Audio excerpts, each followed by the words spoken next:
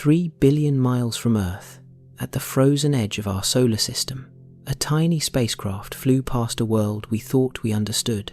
We were wrong. About almost everything, scientists expected a dead rock. What they found was mountains taller than the Rockies, glaciers the size of Texas, a blue sky, ice volcanoes that may still be erupting, and evidence of a liquid ocean hiding beneath the surface. On a world we demoted, we are going to walk through every major discovery, every overturned belief, and every mystery Pluto is still hiding. The heart-shaped glacier, the spinning moons that break the rules, the canyon that should not exist. If you enjoy the journey, hit like and subscribe. It genuinely helps. Take a breath. We go to the edge of everything. For most of human history, we looked at the night sky and saw patterns. Then, we found the planets: Mercury, Venus, Mars, close, violent, vivid, and at the very end of our solar system, we placed a dot, a tiny, silent dot. That was Pluto. We called it a planet, but in our minds, it was little more than a ghost. When Clyde Tombaugh first spotted it on February 18, 1930, from Lowell Observatory in Flagstaff, Arizona, even the people who found it were unsure what they had. It was just a point of light blinking between two photographs, a speck that moved. For decades after, Pluto stayed exactly that, a speck. The best telescopes on Earth could not resolve it into a real disk. We could not map it. We could not see its features. We guessed at its size, guessed at its makeup, guessed at whether it even had an atmosphere. For 85 years, we essentially had no idea what Pluto actually looked like. What we assumed was simple. Pluto must be cold, dark, and dead. 3 billion miles from the warmth that powers everything alive in the inner solar system. No tidal forces from a nearby massive planet to churn its insides. No obvious heat source.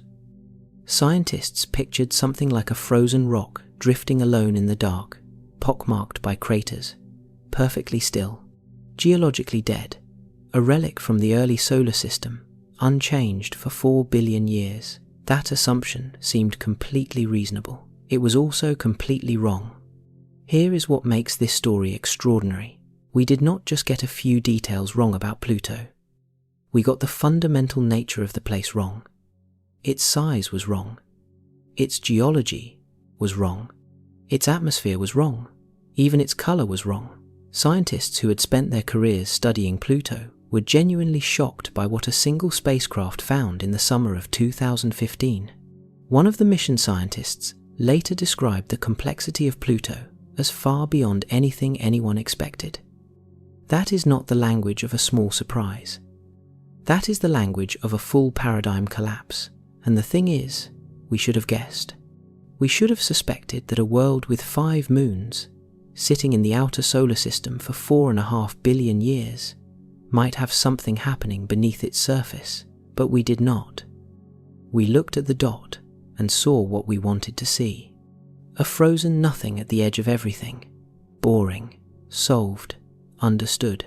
We were not even close.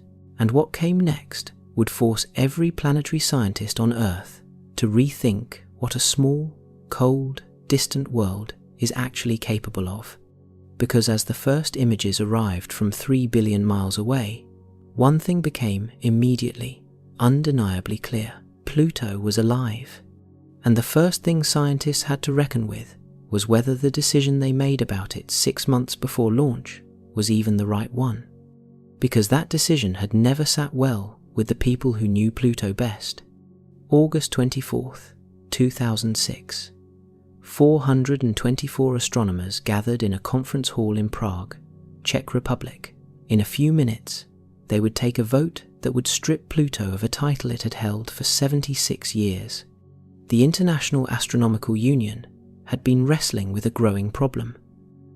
New telescopes in the early 2000s had started finding other icy worlds beyond Neptune, some nearly as large as Pluto.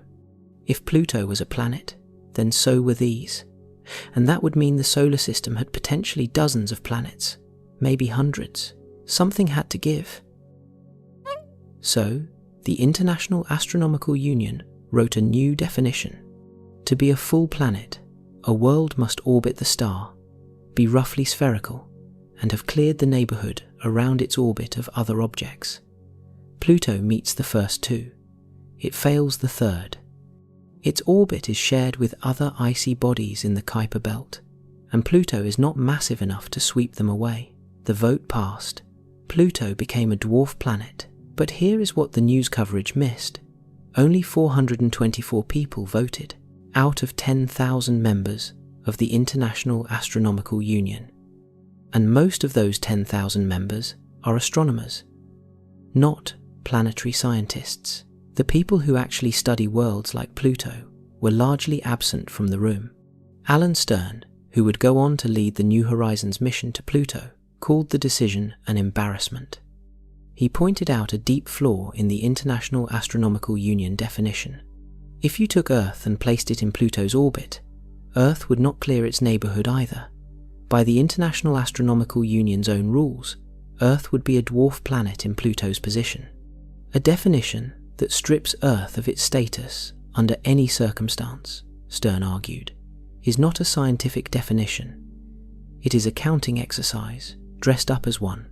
Philip Metzger, a planetary scientist at the University of Central Florida, went even further. He and his colleagues studied how the word planet had been used in scientific literature going back centuries. Their conclusion was that the International Astronomical Union had not corrected a historical error. They had invented a new and scientifically unjustifiable standard.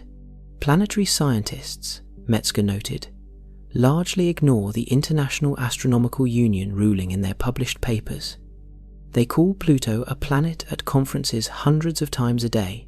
Here is the deeper problem. The debate over Pluto's status matters because it shapes how billions of people think about the solar system. If Pluto is just a rock in a belt of debris, it seems less worth caring about. If Pluto is a geologically active, ocean-bearing, weather-generating world with its own moons and atmosphere, it is a very different story. After 2015, most planetary scientists landed firmly on the second description. The formal classification has not changed, the debate has not ended, and the data from New Horizons made it harder than ever to argue that Pluto deserves to sit in a lesser category. Something stranger was waiting in that data. Something no one voted on. New Horizons was cancelled 6 times, not rejected once, not defunded and restored once. 6 separate times between 1989 and 2003. The mission that would eventually reveal Pluto's true nature was killed before it could launch, and each time, a small group of scientists refused to accept the outcome. The story begins in 1989 at a planetary science conference in Baltimore. A group of young scientists met over dinner, frustrated that the space agency had no plans to visit the one planet never yet explored. They called themselves the Pluto Underground. Their average age was around 30. They had no funding. What they had was a conviction that their generation was the only one that would ever get the chance to see Pluto up close for the first time. And they intended to make it happen. Alan Stern became the loudest voice. Over the following years, he and his colleagues proposed mission after mission. Each one was either rejected outright or cancelled after partial funding. Budget constraints, changing priorities, competing missions. The reasons varied, but the result was always the same. The Planetary Society organised its members to write letters and lobby Congress. STEM's team built coalitions. They published. They presented. They refused to accept no as a final answer. Their breakthrough came through an unlikely champion. Senator Barbara Mikulski of Maryland pushed to restore funding when it was cut from the budget in 2001. That intervention kept the mission alive long enough to hold a formal competition. Johns Hopkins Applied Physics Laboratory in Laurel, Maryland, won the contract in November 2001. The spacecraft that would become New Horizons was the size of a grand piano and weighed roughly 1,000 pounds at launch. It carried 7 scientific instruments and consumed less than 200 watts of power, about the same as a few household light bulbs. The team had to design it, build it, test it, and launch it within 4 years. Missing the launch window would have meant waiting 12 more years for the next one, because Jupiter had to be in the right position for a gravity assist. The team worked around the clock. Pause on this for a moment. 16 years of rejection, dozens of proposals, a mission that required a perfect alignment of Jupiter and launch schedules and congressional funding and public pressure, all coming together at the same moment. And then, 6 months after the spacecraft finally launched, Pluto was demoted. The team that had fought for a mission to the 9th planet watched their destination stripped of that title. While their spacecraft was still in the first year of a 9-year journey, they kept going. Because what they were really flying toward was not a classification, it was a world. And they had a feeling that world was going to be unlike anything anyone imagined. They had no idea just how right that feeling was. The journey ahead was 9.5 years, and most of it would pass in silence. On January 19th, 2006, New Horizons launched from Cape Canaveral, Florida, and became the fastest spacecraft ever to leave Earth. It was moving at 36,000 miles per hour before it even cleared Earth's atmosphere. That speed was not enough to reach Pluto quickly. 9.5 years later, it would arrive. To understand what that journey looks like, picture the solar system laid flat and shrink it down.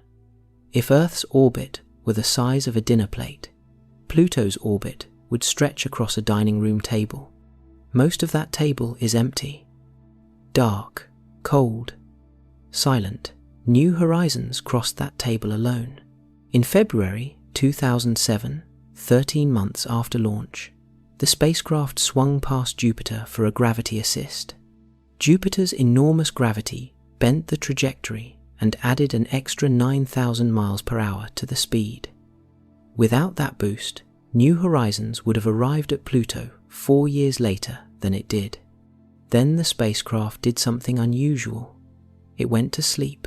To conserve power and reduce wear on its systems, mission controllers at Johns Hopkins put New Horizons into hibernation mode for extended periods. Over the 9-year journey, the spacecraft spent roughly 2/3 of its flight time hibernating. It would wake up for periodic checkups, broadcast a simple status signal, and go back to sleep. Each wake-up required careful commands sent from 3 billion miles away. Every week during hibernation, New Horizons transmitted a single tone back to Earth, a short signal that meant still alive, still on course. Mission controllers waited for that tone every week for years. On December 6, 2014, New Horizons woke from its final hibernation. Pluto was still 91 million miles away. The approach phase began. Then, on July 4th, 2015, 40 days before the flyby, something went wrong. New Horizons went silent. It had entered safe mode due to a timing error in its command sequence. The team at Johns Hopkins had to diagnose the problem remotely with a signal delay of 4.5 hours each way. Every message took 9 hours round trip. They fixed it within 72 hours. On July 14th, 2015, at 7:49 in the morning Eastern Time, New Horizons was 7,750 miles above Pluto's surface, moving at 31,000 miles per hour. Its cameras fired, its instruments collected. It had roughly 13 minutes at closest approach to do everything it had travelled 9 years to do. The data could not be sent back in real time. The spacecraft had to finish the flyby, then turn and point its antenna at Earth. Mission controllers waited 13 hours for the first signal. When it arrived, the room erupted. The spacecraft had survived. The data was coming. What that data contained would change everything they thought they knew. And the first image that came back stopped the room cold. Nobody was ready for what it showed. Nobody could have been. The first high-resolution image of Pluto arrived on the afternoon of July 15th, 2015. Scientists who had spent their careers studying this world gathered around screens at Johns Hopkins Applied Physics Laboratory. What they saw made them go quiet. Mountains. Enormous, jagged mountains of water, ice rising 11,000 feet above the surrounding surface, as tall as the Rockies, on a world that was supposed to be geologically dead. And then something even stranger. Almost no craters. Every old surface in the solar system is covered in impact craters, accumulated over billions of years. The older the surface, the more craters. The Moon is covered in them, Mars is covered in them. Even our own land has ancient impact scars. Craters are the clock of the solar system. They accumulate steadily, marking every year since a surface last renewed itself. Pluto's mountains had almost none. That means one thing. Those mountains are young. Jeff Moore, a New Horizons scientist at the Ames Research Center, said they were almost certainly less than 100 million years old. In geological terms, that is practically yesterday. The solar system is 4.5 billion years old. Pluto's mountains formed in the last 2% of that time. Pause on that. A world with almost no internal heat source. A world with no massive planet nearby to squeeze and flex it. A world at the outer edge of everything, and it has mountain ranges younger than the dinosaurs. Then the heart appeared.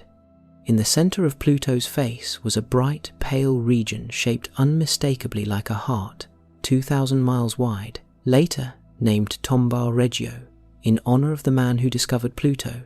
The heart became the most iconic image of the mission, and its left lobe, a vast glacier, was even more astonishing up close.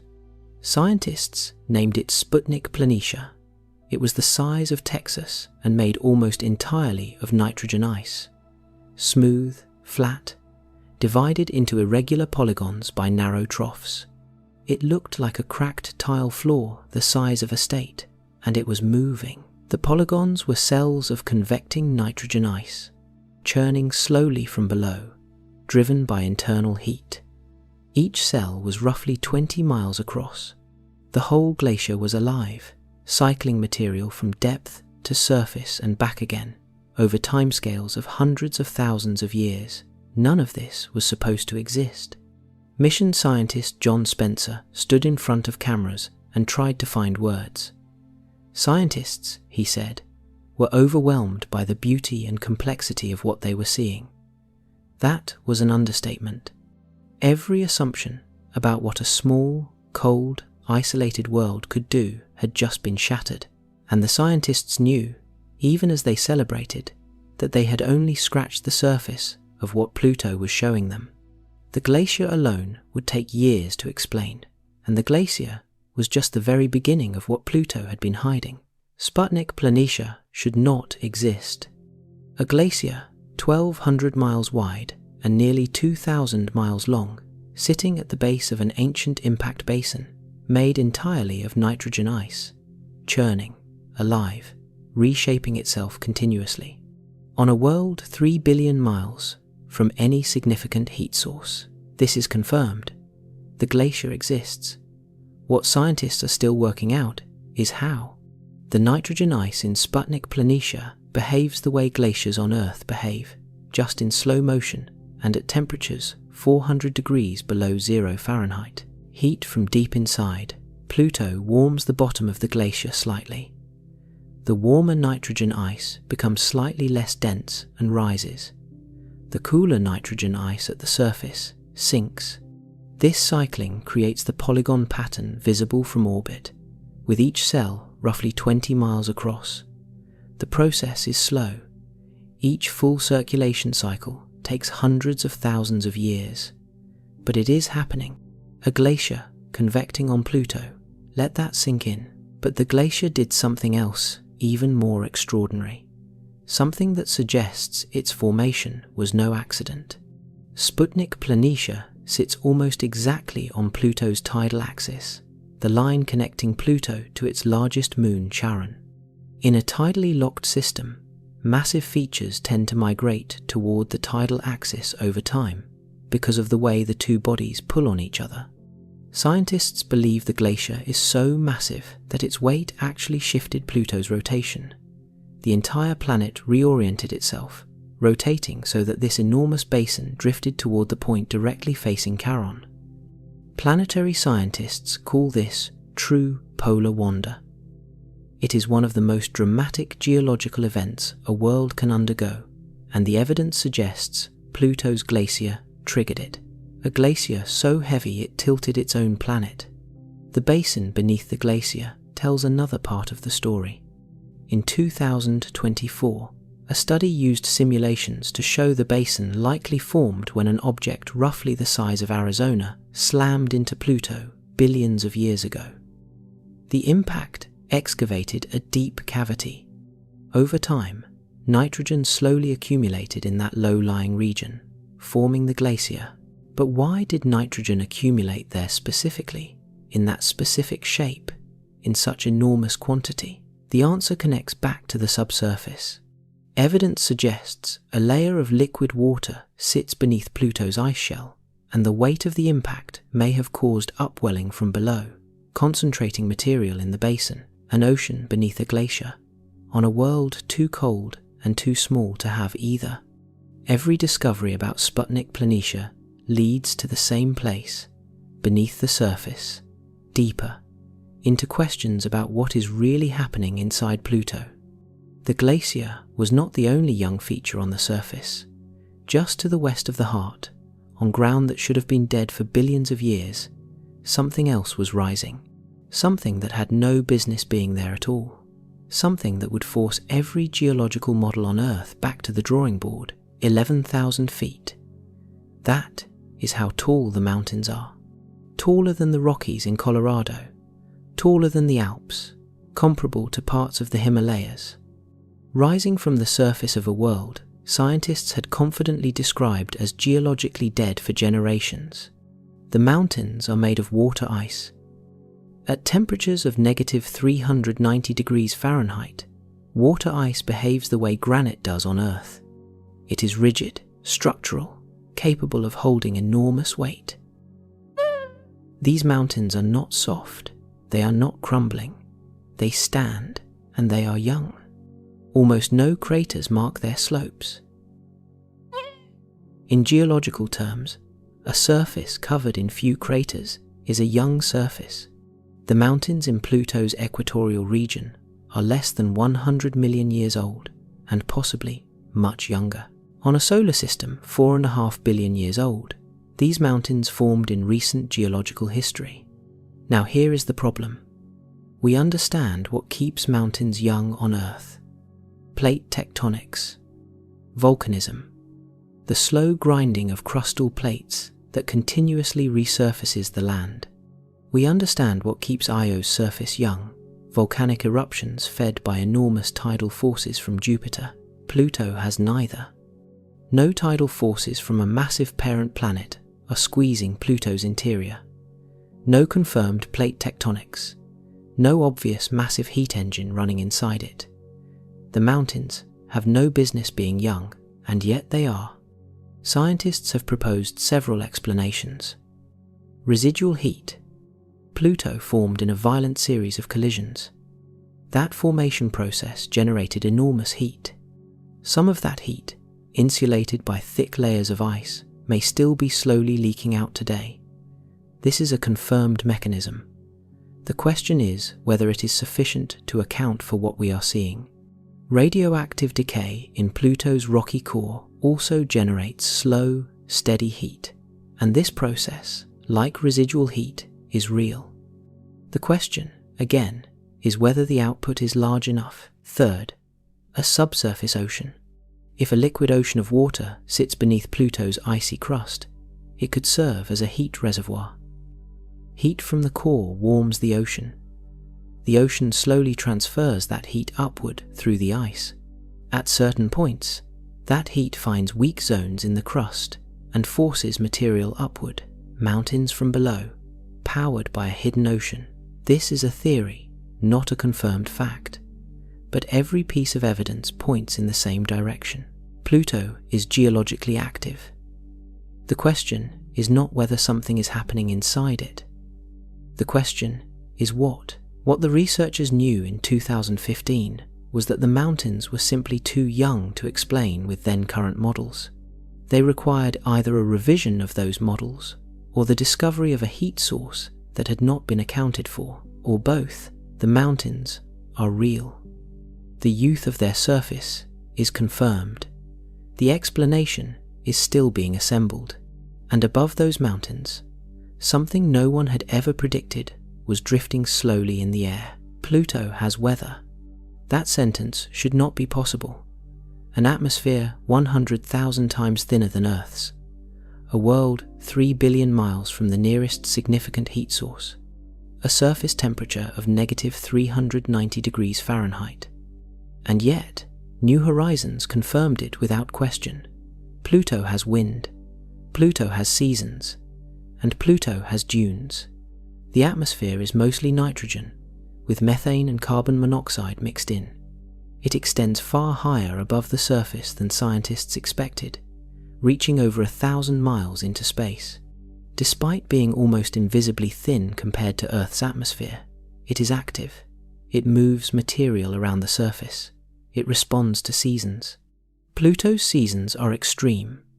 Its orbit around the star takes 248 Earth years, and its axis is tilted at a steep angle. Different regions of the surface spend decades in continuous darkness or continuous daylight.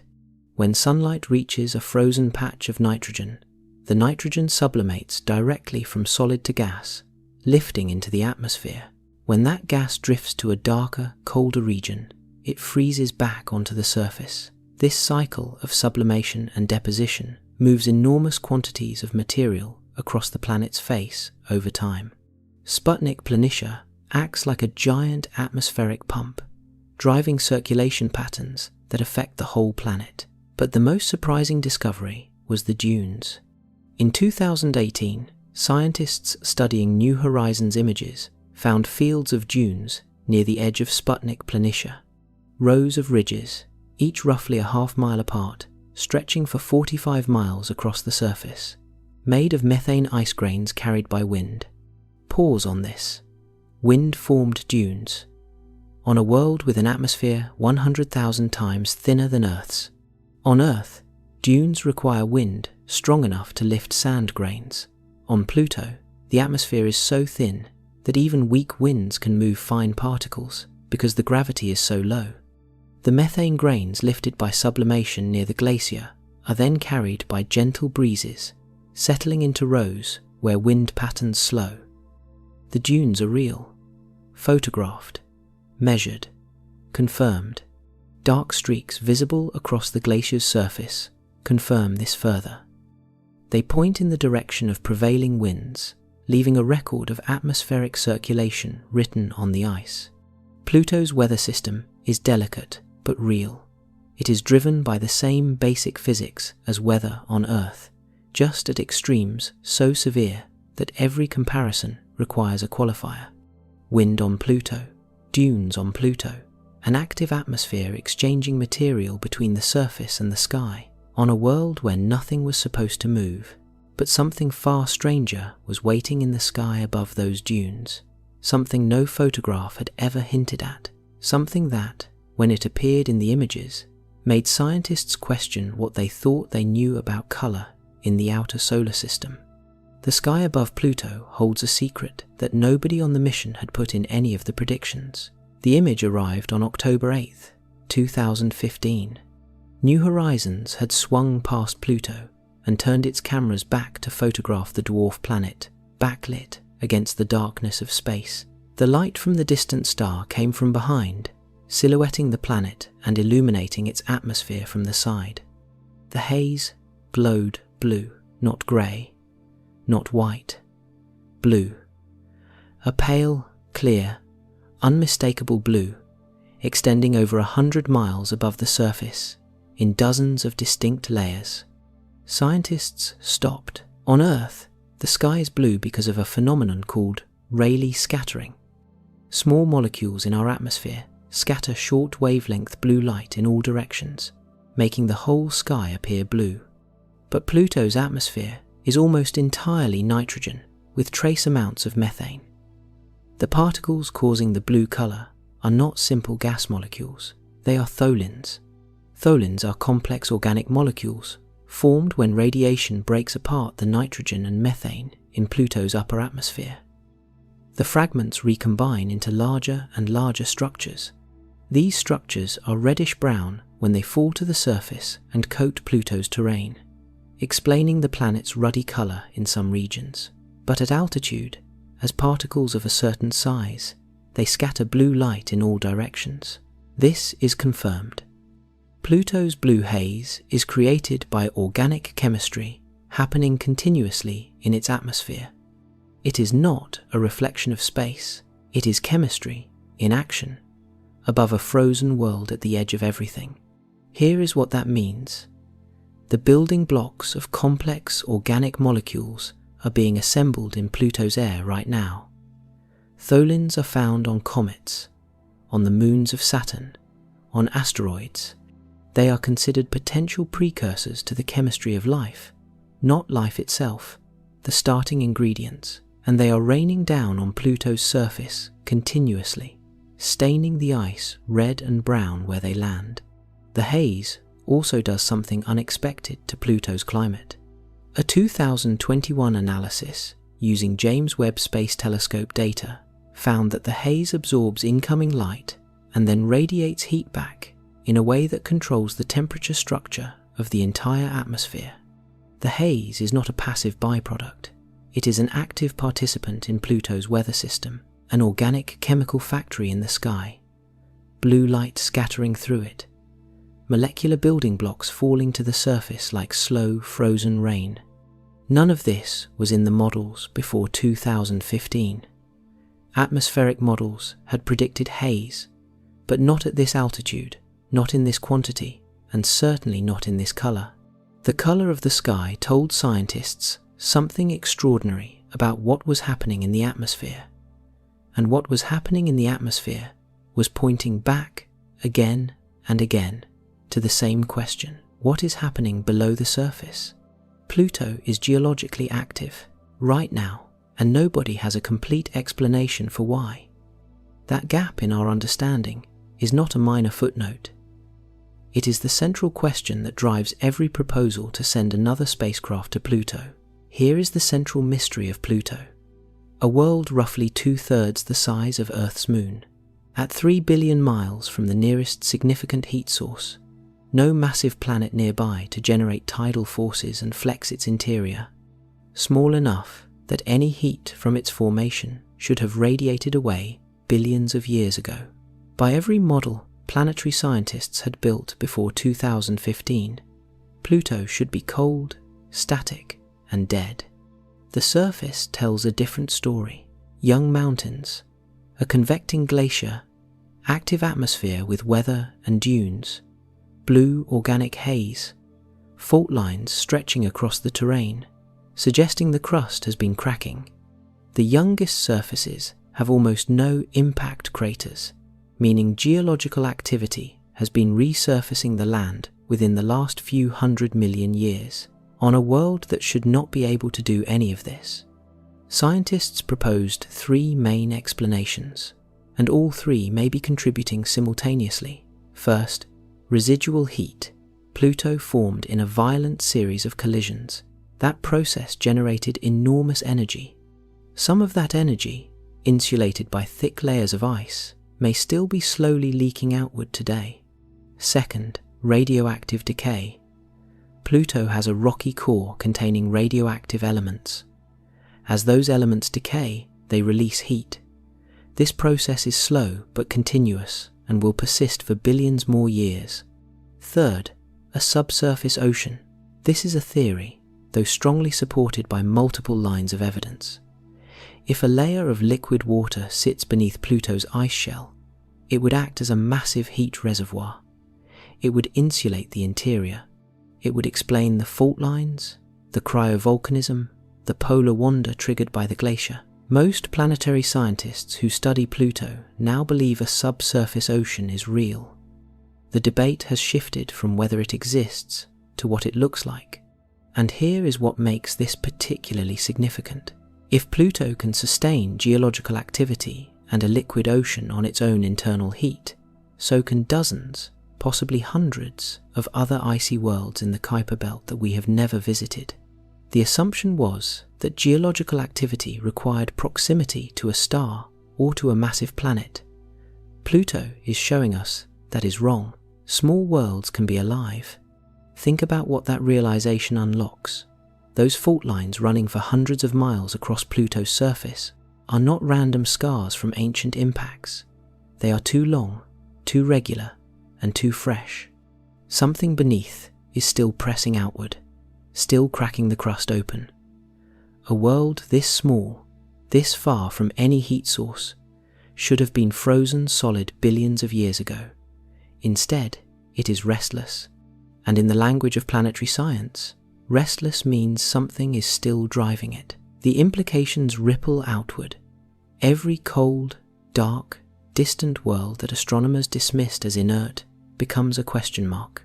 And out there in the dark, past everything anyone expected, something was about to make those question marks even bigger. Because Pluto was not done surprising anyone, the ice volcanoes had not yet been properly explained. In 2022, a team of scientists published a paper in Nature Communications that stopped the planetary science community cold. They had been studying two enormous mountains on Pluto, called Wright Mons and Piccard Mons. What they found had no parallel anywhere else in the known solar system. These were ice volcanoes, not suspected ice volcanoes. The researchers concluded the evidence pointed clearly to cryovolcanism at a scale science had never seen before. Wright Mons rises nearly 3 miles above the surrounding terrain and spans 93 miles across. Piccard Mons is even bigger. At 4 miles tall and 140 miles wide, it dwarfs anything similar elsewhere in the solar system. For comparison, Hawaii's Mauna Loa is one of Earth's largest volcanoes. Wright Mons is roughly the same scale. Piccard Mons is larger, but scale was only the beginning of what made these features strange. On other worlds, volcanoes form from magma pooling in a single chamber beneath the surface, building upward over time, eventually erupting. Calderas form when the chamber empties and collapses. That is the pattern everywhere else. Pluto ignored the pattern. Wright Mons and Piccard Mons did not form from single chambers. The terrain surrounding them, a region 370 miles wide and 185 miles deep, is covered in a rolling landscape of humps and mounds. The researchers concluded that massive amounts of icy material erupted from many separate vents simultaneously in repeated episodes spread across millions of years. No single chamber, no single event. An extended, enormous eruption history written across hundreds of miles of terrain. The material, mostly water ice, piled up into these enormous structures. This is confirmed. The volume of material involved is staggering. More than 2,400 cubic miles of icy material erupted to create this terrain, enough to fill a cube 17 miles on each side. Think about what that tells us.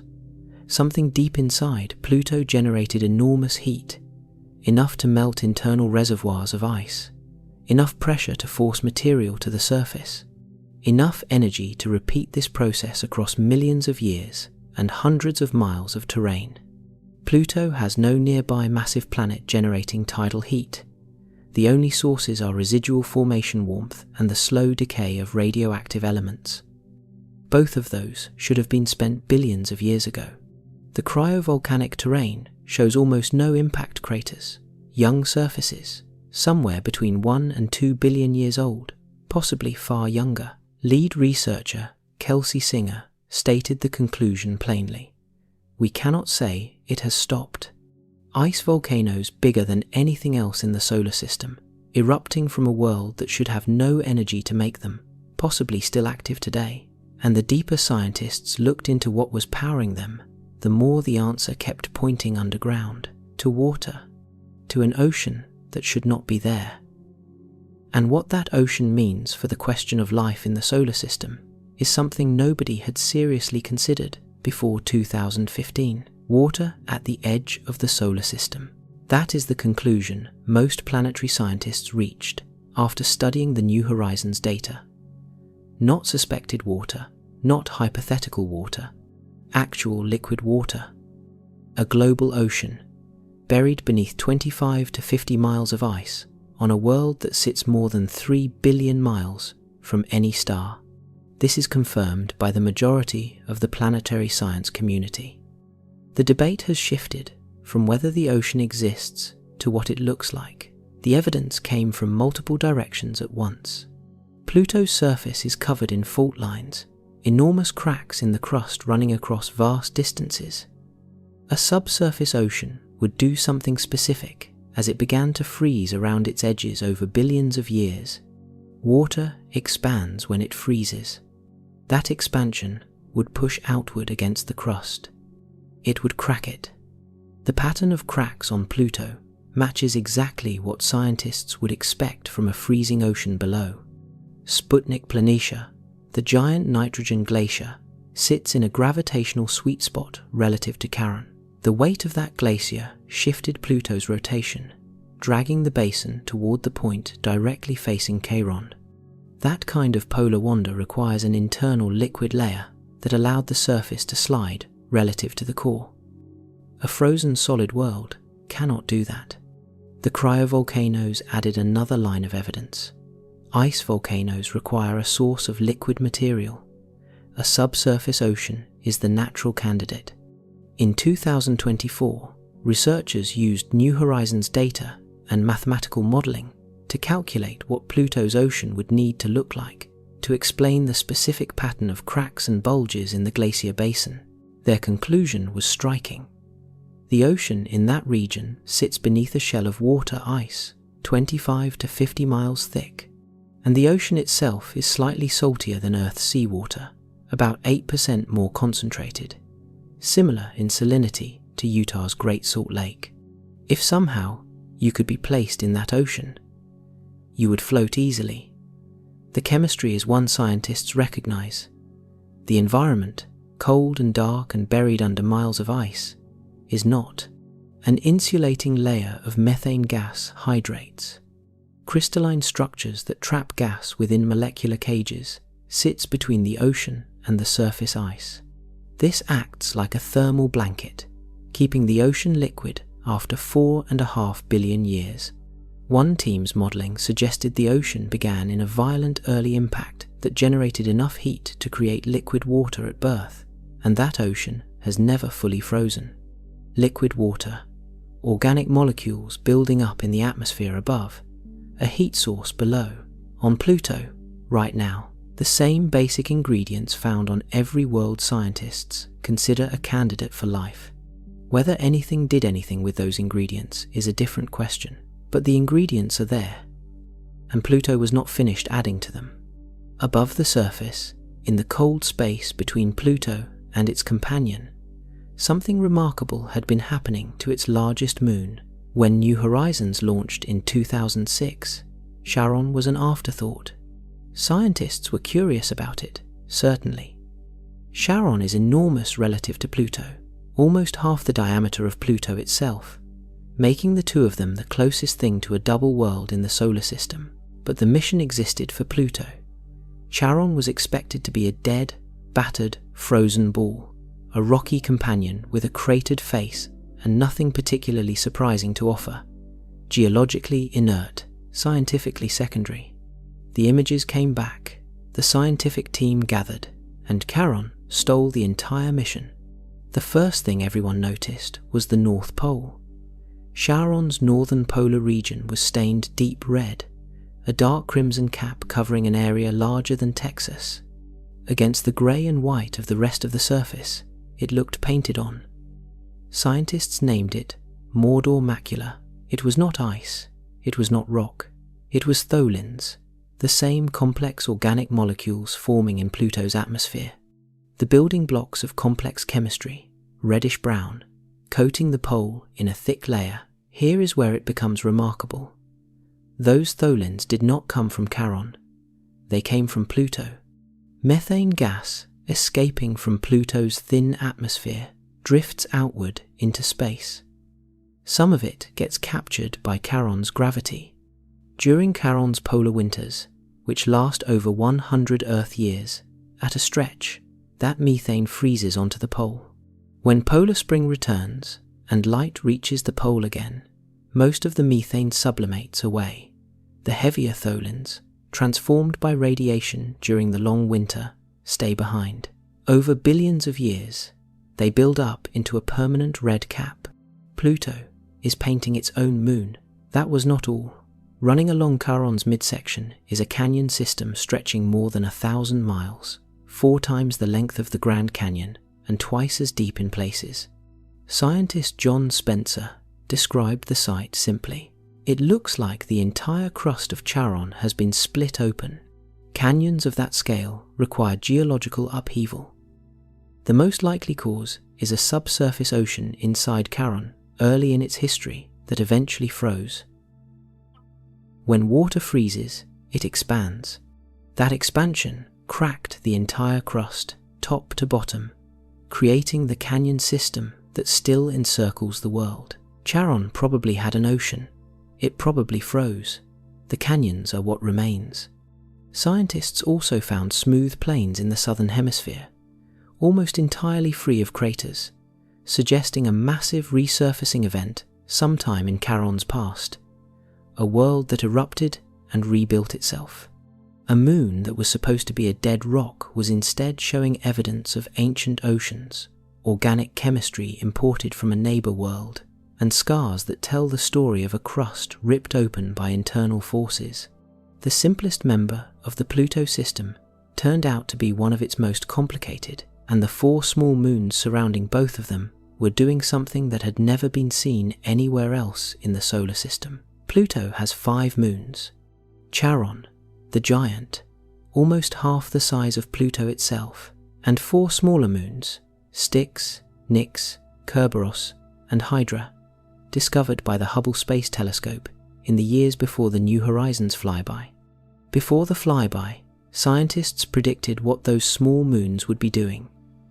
The predictions were based on centuries of orbital mechanics, well-established physics, laws that had worked perfectly on every other world ever studied. Every moon in every system studied before had followed the rules. The predictions for Pluto's small moons were completely wrong. In our solar system, nearly all moons keep one face pointed toward their parent body at all times. Our own moon always shows us the same side. Charon always shows Pluto the same face. Tidal forces between a planet and its moon settle the system into this locked state over millions of years. It happens almost universally. Nix rotates once every 43 hours. It does not show Pluto the same face twice in a row. Its axis is tilted 132 degrees, meaning it is spinning partially backward compared to everything around it. Hydra completes 89 full rotations for every single orbit it makes around Pluto. 89 rotations per orbit. Mark Showalter of the Search for Extraterrestrial Intelligence Institute, who led the analysis, put it plainly. If you lived on Nix or Hydra, you would not know whether the day star was coming up tomorrow, or it could rise in the west and set in the north. The 4 small moons are also shaped like footballs, elongated rather than round. That irregular shape interacts with the gravitational pull from both Pluto and Charon, which orbit each other around a shared point in space between them rather than around a fixed center. This creates a constantly shifting gravitational field that tumbles the smaller moons in ways normal planetary mechanics did not anticipate. Showalter called the system pandemonium, pure and total.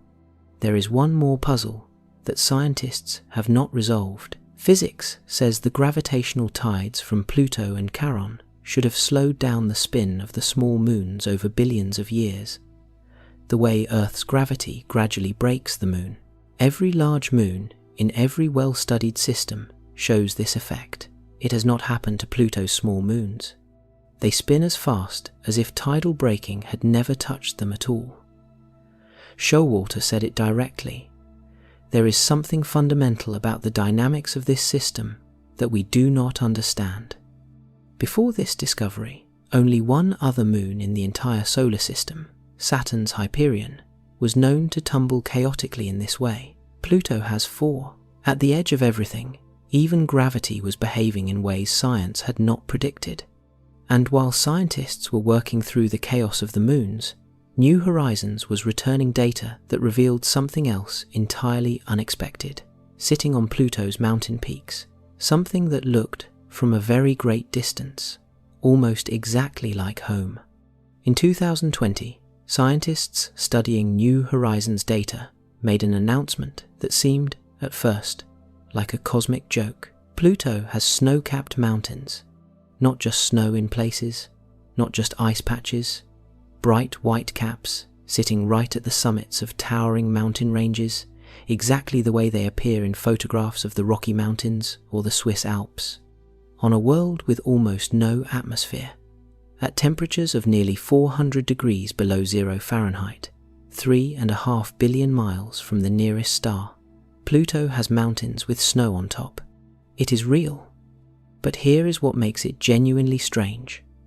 The process that puts snow on Pluto's mountains has nothing in common with the process that puts snow on Earth's mountains. On Earth, snow forms at altitude because the air is colder higher up. Clouds rise, cool, and drop moisture as precipitation. The higher you go, the colder it gets, and the more snow accumulates.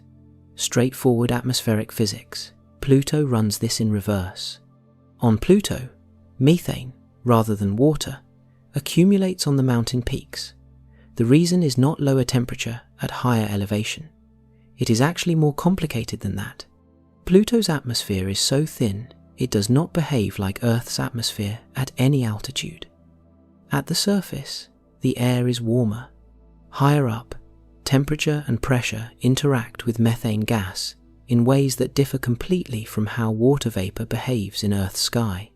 At certain heights, methane gas reaches the conditions it needs to freeze directly out of the atmosphere onto whatever surface happens to be present. High mountain peaks reach those precise altitudes. Scientist Tanguy Bertrand and his team used climate models to simulate Pluto's atmosphere and confirmed the mechanism. Temperature inversions in the thin air create exactly the right conditions for methane frost to settle on the peaks.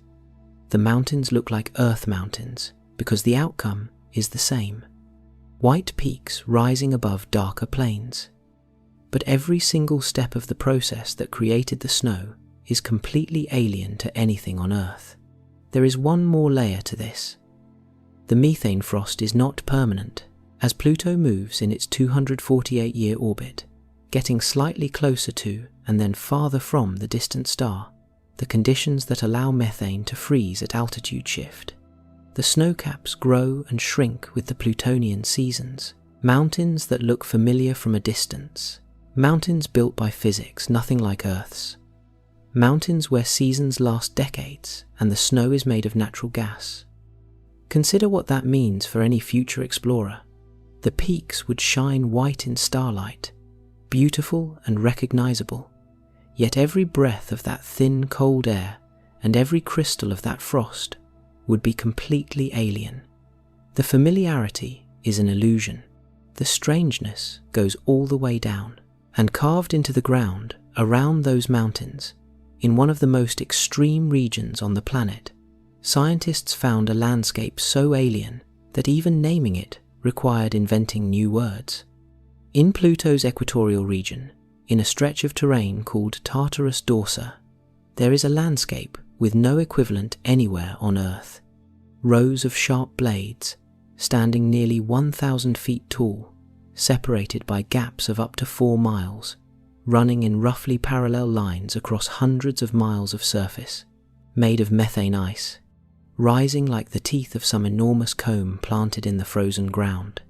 When New Horizons photographed them in 2015, scientists had to invent a new term for what they were seeing. They called it bladed terrain, and for a while, nobody had a convincing explanation. Then, in 2017, a team led by John Moores of York University published a study in Nature connecting Pluto's blades to a phenomenon found in the Andes Mountains of South America. In high-altitude regions of Earth, places like the dry Andes above 13,000 feet elevation, a particular type of ice formation develops when light falls on snowfields at the right angle. The light sublimates the snow slightly unevenly, carving bowl-shaped depressions whose edges sharpen into spires. These formations are called penitentes. On Earth, they reach a maximum height of about 9 feet. Pluto has penitentes, same formation process, same basic physics, same underlying cause. On Earth, the structures are small because the conditions limit their growth. On Pluto, everything is scaled up to an extreme. Pluto's atmosphere, while nearly invisible, is still thick enough for sublimation to work. Pluto's gravity, much weaker than Earth's, allows taller structures to form before they collapse. Pluto's cold and slow conditions let the process run for tens of millions of years. Eiffel Tower height, arranged in rows for miles, made of methane ice. This is confirmed. A study published in 2025 estimated that bladed terrain covers approximately 60% of Pluto's equatorial band, a region 5 times the width of the continental United States. Most of it is on the hemisphere. New Horizons could not photograph in detail during the flyby. We have seen the edge of this landscape. We have not seen most of it. The Tartarus dorsa blades have been growing for tens of millions of years, forming from initial surface irregularities only a few dozen feet tall. They are still growing today. If you could stand at Pluto's equator, you would be surrounded by walls of methane ice rising to skyscraper heights, packed in rows stretching to the horizon. The sky above would glow a deep blue from atmospheric haze. The distant star would look like a bright point of light, barely distinguishable from the other stars. There is no place on Earth that looks like this. There is no other world in the solar system with terrain quite like this. And while all of this was being discovered about the surface, scientists were also correcting something far more basic, something about Pluto they had been getting wrong since the day it was found, something so fundamental it shaped every other assumption about the world. For 85 years after its discovery, astronomers could not agree on how large Pluto was. This sounds like a minor embarrassment. Astronomers know how far away Pluto is. They know how much light it reflects. Calculating size from distance and brightness should not be complicated. For any other world in the solar system, it was not. For Pluto, it was. The problem was the atmosphere. From Earth, Pluto's thin nitrogen atmosphere blurs and hazes the edge of the disk, making it appear slightly larger than it actually is at some wavelengths and slightly smaller at others. Every technique ground-based astronomers used introduced its own errors. For decades, estimates ranged from about 1,400 miles across to nearly 1,600 miles, a range of nearly 200 miles of uncertainty for a world only around 1,500 miles wide. Then, there was the Eris complication. Eris, another dwarf planet found in 2005, appeared from initial measurements to be larger than Pluto. This became a central argument in the 2006 International Astronomical Union debate. If Pluto was not even the biggest object in its own orbital neighborhood, its case for special status weakened considerably. The uncertainty about Pluto's size had real consequences for how it was classified. On July 13, 2015, one day before the flyby, New Horizons resolved the question permanently. This is confirmed. Pluto's diameter is 1,473 miles, slightly larger than most previous estimates and definitively larger than Eris. After 85 years of disagreement, one camera pass settled it. Mission scientist Bill McKinnon said simply that the size of Pluto had been debated since its discovery in 1930, and the team was glad to finally put the question to rest. But the measurement did something else too.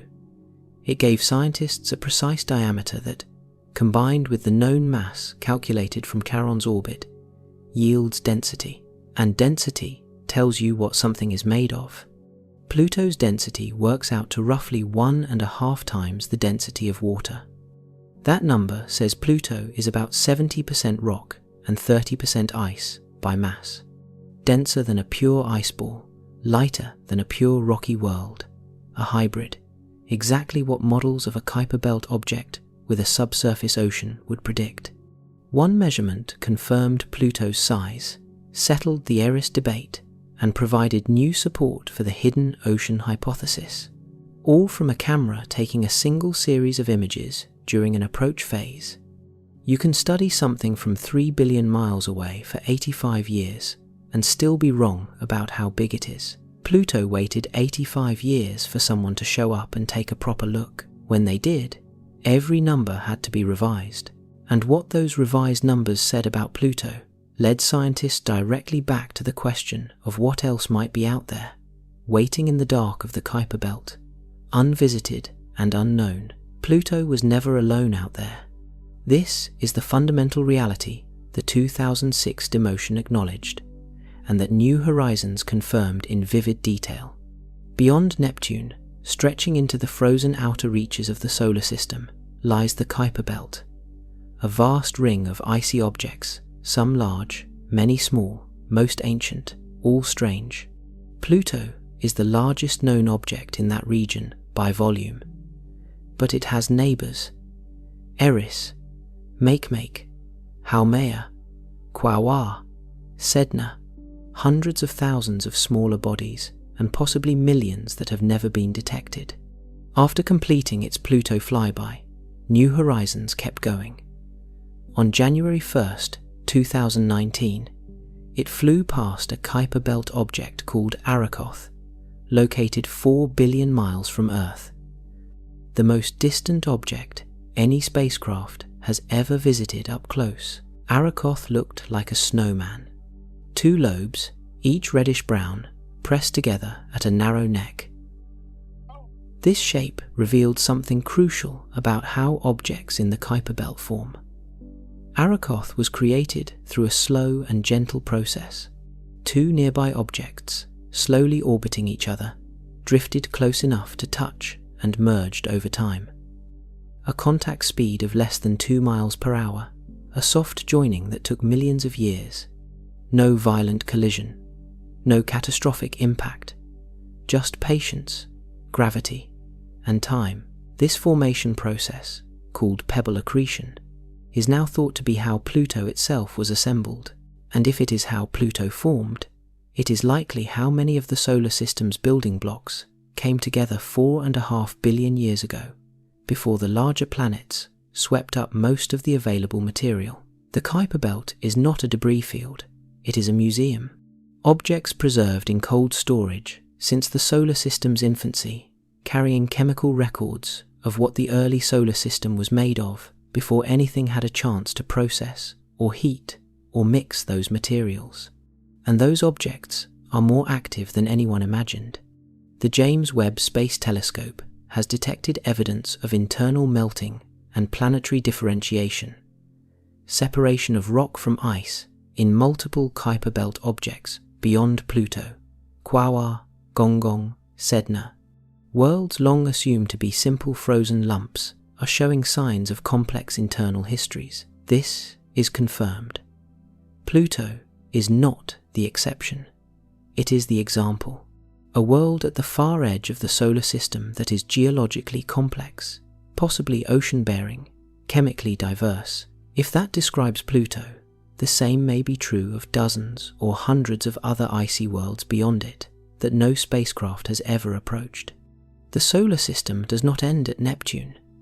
It continues for billions more miles, full of worlds we have barely catalogued and never truly examined. What we have learned about Pluto is the opening of a new chapter in planetary science, and it has forced a question that most scientists would not have asked out loud before 2015. A question that sounds impossible and yet now demands a real answer. The question has to be asked. Scientists are careful when they raise it. The probability is low, the evidence is indirect, no biology has been detected, but the question is no longer dismissible, and the scientists studying Pluto are the ones saying so. Start with what life needs. Researchers debate the details, but most agree on a basic checklist. Liquid water, a chemical energy source, organic molecules, some form of shelter from radiation.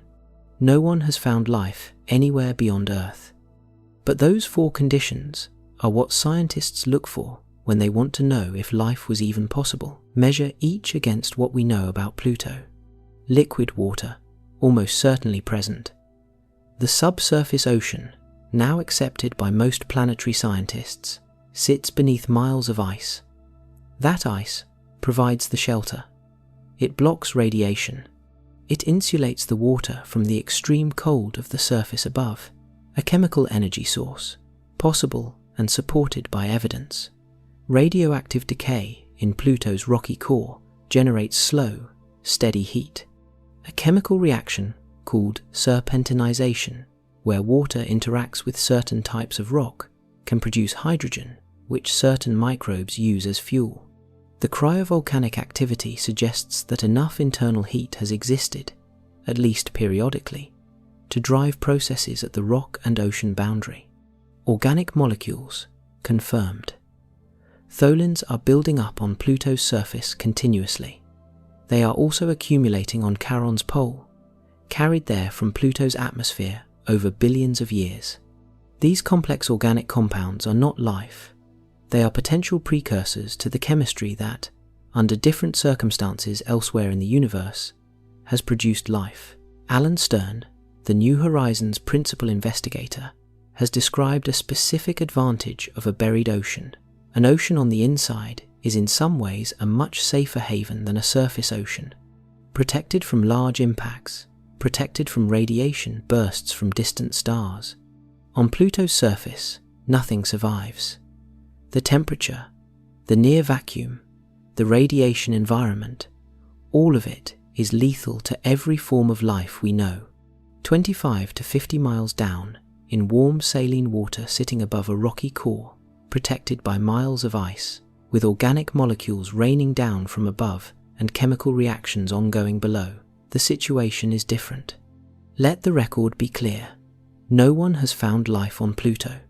No one has direct evidence of biology. The probability remains very low, and honest scientists say so. But the conditions are present. They are not unprecedented. The same basic setup exists on Europa and Enceladus, moons that are considered among the strongest candidates for life in the solar system. If it is possible there, and most researchers think it is, then it is possible on Pluto, a world that should have been a frozen rock. Every box on the checklist, checked.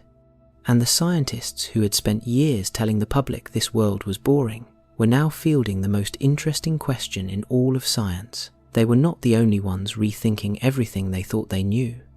New Horizons flew past Pluto at 31,000 miles per hour. It had no brakes. It never slowed down. It was close enough to photograph mountain ranges for approximately 13 minutes.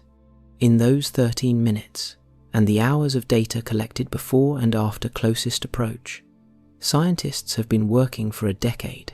They have made discoveries that rewrote planetary science. They have answered questions nobody knew to ask before 2015, and they have produced a new list of questions that can only be answered by going back. Here is what we do not know. We do not know what the subsurface ocean actually looks like. Its existence is inferred from surface features, the cracks, the cryovolcanoes, the polar wander, the gravitational patterns. No instrument has directly detected it. We do not know its depth, its full extent, its precise chemistry, or whether it has active exchange with the rocky core beneath it. An ocean that may hold answers to questions about life in the solar system, and we have never touched it directly. We do not know whether the cryovolcanoes are still erupting. Wright Mons and Pickard Mons show young terrain. Lead researcher Kelsey Singer said her team cannot confirm it has stopped. That is different from saying it is ongoing. Watching the region change over time, which requires an orbiting spacecraft, is the only way to know. We do not know most of Pluto's surface. New Horizons photographed roughly half the planet in useful detail. The other hemisphere, the side facing away during the flyby, remains mapped only at low resolution. There may be features on that hemisphere equal to or more extraordinary than everything already described. We simply do not know. We do not know the detailed chemistry of the interior. Is there ammonia in the ocean? Are methane clathrates insulating it? Is serpentinization producing hydrogen? These are the questions that determine whether life is possible, and they require an orbiting spacecraft carrying the right instruments. Mission proposals have been made. Scientists have argued for a Pluto orbiter for years. The engineering challenge is significant. Slowing a spacecraft enough to enter orbit around a world 3 billion miles away requires far more fuel than a flyby, which makes the spacecraft much heavier and more expensive to launch. Possible, just hard. It is a question of what the scientific community and the government funding agencies believe this world is worth. Before 2015, the answer might have been a shrug. After 2015, after the mountains and the glacier and the ocean and the volcanoes and the organic chemistry and the blue sky, the answer is something else entirely. Pluto was supposed to be a dead rock at the edge of everything. It is alive. It has been alive for 4.5 billion years. It has an ocean. It has weather. It may still be erupting. That deserves more than 13 minutes. On August 24th, 2006, 424 people voted, out of 10,000 members of the International Astronomical Union, out of thousands of planetary scientists around the world who study bodies like Pluto for a living, out of every person who had spent a career thinking about the outer solar system, 424 people voted. Their vote redefined the solar system. The question of whether Pluto is a planet has never truly been resolved. It was settled by institutional process, which is a different thing entirely, and the people who know Pluto best have been loudest in saying the vote got it wrong. Alan Stern spent 16 years fighting to launch a spacecraft to Pluto, led the New Horizons mission, and has dedicated more of his career to this world than perhaps any other living scientist. He called the International Astronomical Union decision an embarrassment. He pointed out a structural flaw in the definition. If you took Earth and placed it in Pluto's orbit, Earth would not clear its neighborhood either. By the International Astronomical Union's own rules, Earth would be classified as a dwarf planet in Pluto's position, a definition that strips Earth of its status under any circumstance, Stern argued, is not science, it is bookkeeping. Philip Metzger of the University of Central Florida led a team that studied how the word planet had been used in scientific literature going back 4 centuries. Their conclusion was that the International Astronomical Union had not corrected a historical mistake. They had invented a new standard not supported by the tradition they claimed to be defending. Planetary scientists largely ignore the ruling in their published papers, Metzger noted. At conferences, objects like Pluto are called planets hundreds of times per day. The competing definition, sometimes called the geophysical definition, says a planet is any body large enough for gravity to pull it into a roughly round shape. Under this framework, the solar system has well over 100 planets, all 8 classical planets, plus Pluto, Eris, Ceres, and dozens of other round worlds. Some astronomers resist this because the number becomes too large to teach simply. Caltech's Michael Brown, whose discovery of Eris helped trigger the 2006 vote, argues the International Astronomical Union made the right call. A solar system with thousands of planets, he says, is less useful as a concept than one with 8.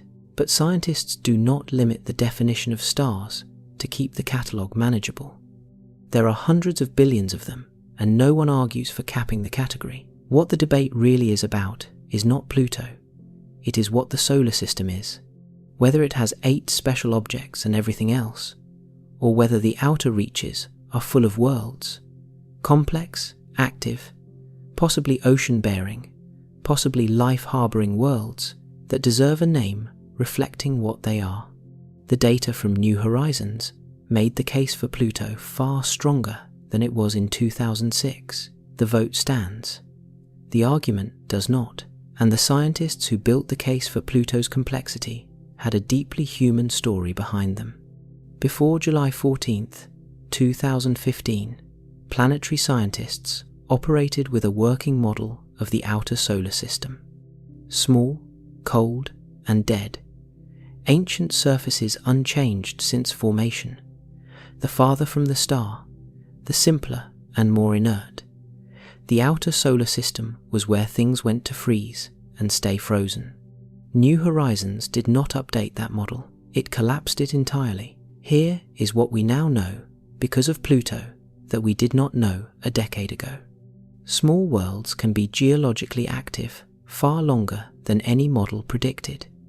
Pluto is roughly 2/3 the size of our Moon. The Moon ran out of significant geological heat billions of years ago. By that same logic applied consistently, Pluto should have gone cold even earlier. Instead, it has mountains younger than the Rocky Mountains, a convecting glacier that rewrote its own planet's rotation, cryovolcanoes that may still be erupting, and an atmosphere that drives weather and builds dunes. The size threshold scientists assumed for geological activity simply does not exist where they thought it did. Pluto proved it does not exist at all. Subsurface oceans may be common throughout the cold outer solar system. Before Pluto, liquid oceans were known or strongly suspected on a handful of large moons, all of them kept warm by tidal forces from nearby giant planets. Pluto has no giant parent. It sustains a liquid ocean through its own internal heat, through radioactive decay and residual formation energy. If Pluto can do this, the Kuiper belt may contain dozens or hundreds of ocean worlds no spacecraft has ever visited. The category of places where life might exist in this solar system just expanded dramatically. Organic chemistry is not restricted to the inner solar system. Tholins on Pluto, tholins on Charon.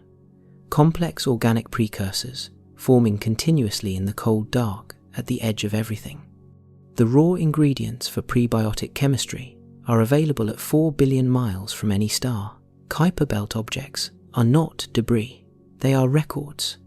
The visit to Arakoth showed that these objects formed through gentle, slow accretion, preserved in near original condition for 4.5 billion years. They are the closest thing we have to a direct sample of the early solar system's building materials. Each of these discoveries changes our knowledge of Pluto and the questions we ask about every cold world in every solar system, about where liquid water can persist, about how long small worlds stay active, about where life might find conditions it can use. A world we thought was solved turned out to be one of the most scientifically consequential objects ever studied. The model is gone. A better one is still being built, and that new model, whatever it becomes, will need to account for the possibility that cold, dark, distant worlds are not the simple frozen relics scientists once assumed. Every world in the outer reaches of every solar system, everywhere, now carries that question mark, and behind all of it was a group of human beings who refused to let the mission die. There is a human story inside the science story, and it deserves to be told. Pluto almost never got visited. The mission that became New Horizons was cancelled 6 times between 1989 and 2003. It took 14 years of sustained effort by a small group of scientists who refused to accept no. Alan Stern was the loudest voice, a planetary scientist at the Southwest Research Institute in Boulder, Colorado. He had argued for a Pluto mission since the early 1990s. He watched proposal after proposal get rejected or defunded. Budget constraints, changing political priorities, competing missions. The reasons shifted, but the result was always the same. The Pluto Underground, a group of young scientists who met in 1989 over dinner at a conference in Baltimore, became the movement's core. They advocated at every level they could reach. They published papers making the scientific case. They built coalitions with the broader astronomy community. They called on the Planetary Society, which organized its members to write directly to Congress. Their breakthrough came through Senator Barbara Mikulski of Maryland, who pushed to restore funding when it was cut from the budget in 2001. That single intervention kept the mission alive long enough to reach a formal competition. Johns Hopkins Applied Physics Laboratory in Laurel, Maryland, won the contract in November of that year. The team then had 4 years to design, build, test, and launch the spacecraft. Missing the launch window would have meant waiting 12 more years for the next alignment of Jupiter and launch trajectories. They worked around the clock. 6 months after New Horizons launched, Pluto was demoted. The team that had fought for a mission to the 9th planet watched their destination stripped of that title, while their spacecraft was still in its first year of a 9-year journey. They kept going, because what they were flying toward was not a classification, it was a world. On July 14th, 2015, at 7:49 in the morning Eastern Time, New Horizons completed its flyby.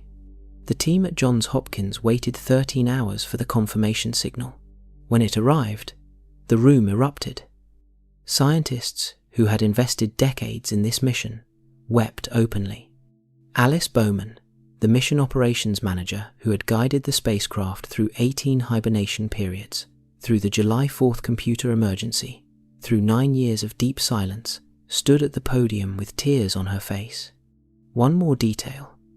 Clyde Tombaugh discovered Pluto in 1930. He died in 1997, 8 years before New Horizons launched. A small canister carrying a portion of his ashes rode aboard the spacecraft. He made it to the world he found. Science is not only data and equations, it is people who decide something matters and refuse to stop until the world agrees. The mission nearly did not happen. The world it revealed nearly did not get studied. That it happened at all is one of the more remarkable stories in the history of exploration, and the spacecraft those people built is still out there, still moving, still sending back data from the dark. Right now, as you listen to this, a spacecraft the size of a grand piano is traveling through the outer solar system at roughly 31,000 miles per hour. It has been doing this for 20 years. New Horizons, launched in January 2006, swung past Jupiter in February 2007, crossed Saturn's orbit in 2008, Uranus's orbit in 2011, and Neptune's orbit in 2014. It reached Pluto in July 2015. It visited Arrokoth, the most distant object any spacecraft has ever explored up close, on January 1st, 2019. As of early 2026, it is more than 9 billion miles from Earth, deep in the outer Kuiper belt, currently in hibernation mode. A signal from New Horizons takes more than 8 hours to reach Earth, traveling at the speed of light. If you sent it a message right now, it could not respond for more than 16 hours. That is how far it has gone. The spacecraft remains healthy.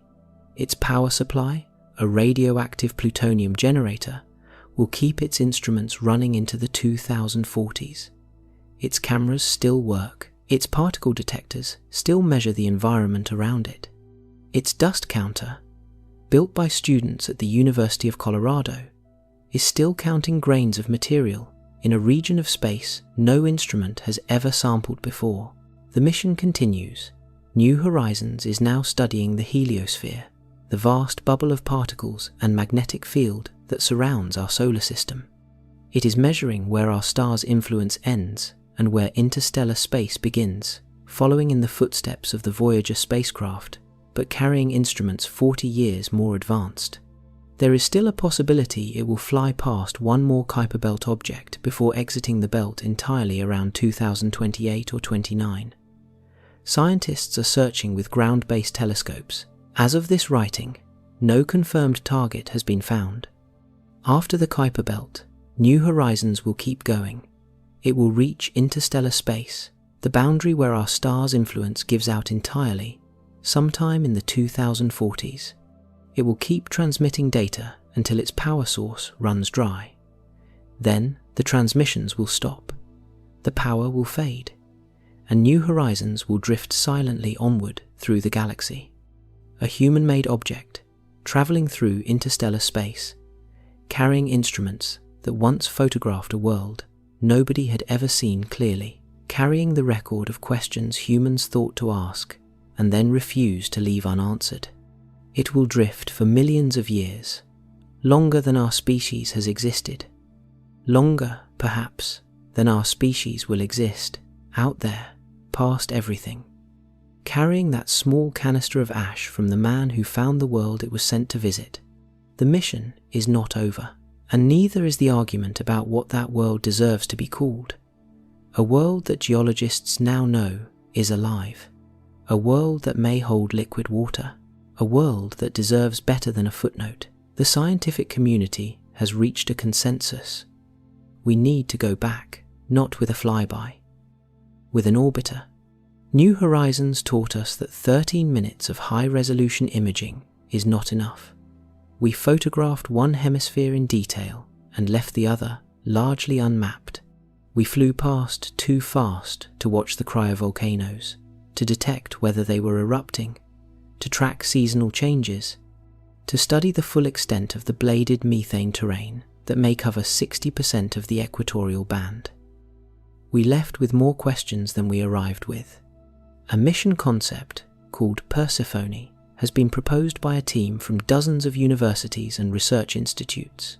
It would launch around 2031, use Jupiter for a gravity assist, and arrive at Pluto roughly 28 years later. It would then spend at least 3 years in orbit, watching, studying, mapping, and listening to a world that had only ever received 13 minutes of close attention. 3 years in orbit, compared to 13 minutes of flyby. In 3 years, an orbiter could map the complete surface of Pluto at high resolution, including the hemisphere New Horizons could not fully photograph. It could use radar that penetrates ice to directly search for the subsurface ocean. It could watch the cryovolcanic region over time and determine whether eruptions are still occurring. It could track seasonal changes in the atmosphere and the glacier. It could study all 5 moons in detail rather than at a brief glance. The cost estimate is roughly $3 billion, comparable to the Cassini mission that spent 13 years studying Saturn and transformed our understanding of that entire system. The challenge is travel time. Propulsion technology available today requires a journey of roughly 28 years. Research is ongoing into nuclear electric propulsion that could shorten that by a few years. A fusion propulsion concept studied under the agency's Advanced Concepts program projected a travel time of around 4 years, but that technology does not yet exist outside theoretical study.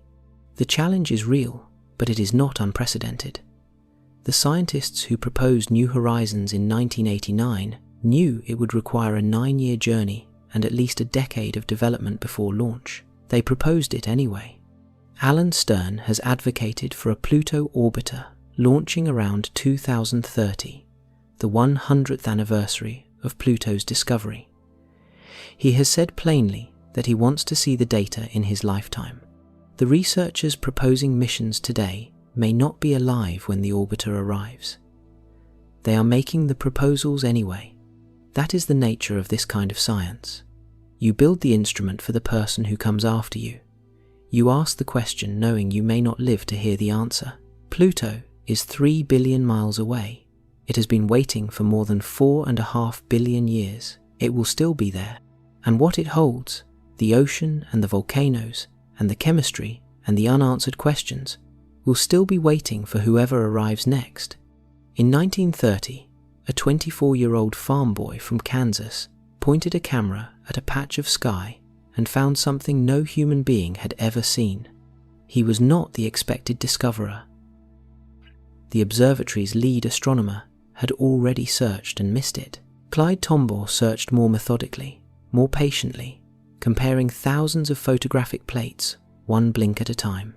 On February 18, 1930, At 4 in the afternoon, he found it.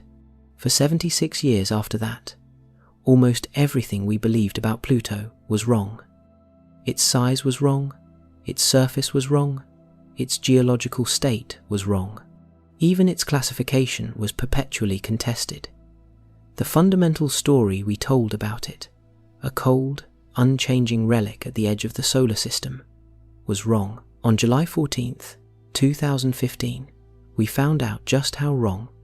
Young mountains, a convecting glacier the size of Texas, ice volcanoes that may still be erupting, active weather that builds dunes and carves terrain, a blue sky built from organic chemistry happening right now, an ocean, 5 moons in gravitational chaos, the building blocks of complex molecules drifting through the air and raining onto the surface below. Everything we assumed was wrong, every single piece of it. Here is what that teaches us. Assumption is the enemy of discovery. For decades, scientists knew Pluto would be geologically dead because the physics demanded it. The physics was incomplete. The assumption was wrong. The world was alive. And the surprise only came because someone finally sent a spacecraft close enough to see the solar system is larger, stranger, and more full of life-permitting conditions than any model predicted. If Pluto is this complex, what about the other large objects in the Kuiper belt we have never visited? What about the icy moons of Uranus and Neptune, barely studied? What about the countless cold worlds orbiting distant stars, each potentially carrying oceans and organic chemistry in their frozen depths? Every cold world that astronomers dismissed as inert is now a question mark, and it tells us something about the people who ask these questions. Clyde Tombaugh searching plate by plate. The Pluto Underground gathering in 1989 with no funding and a conviction. Alan Stern refusing 16 years of no. Alice Bowman guiding a spacecraft through 9 years of silence. A team that sent the ashes of the discoverer to finally visit the world he found. The mission that almost never launched. The world that should not have been alive. The science that changed because someone looked carefully at something everyone else had written off. Everything we knew about Pluto was wrong. That is the most important sentence in science. We were wrong, because it means there is something true we have not found yet. We are still looking, and we are already on our way back. The next spacecraft will arrive with better instruments, more time, and a much longer list of questions, and it will almost certainly come back with answers that surprise us just as completely.